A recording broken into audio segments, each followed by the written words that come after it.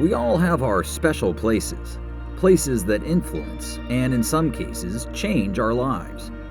For me, one of those places is Moosehead Lake.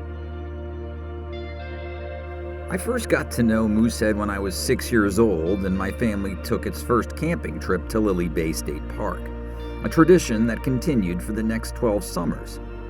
I've returned many times since, and the thrill of cresting Indian Hill and catching that first glimpse of the lake never fails to evoke those childhood feelings of excitement and imminent adventure, of escaping to a world of natural beauty, a wonderland of woods and water.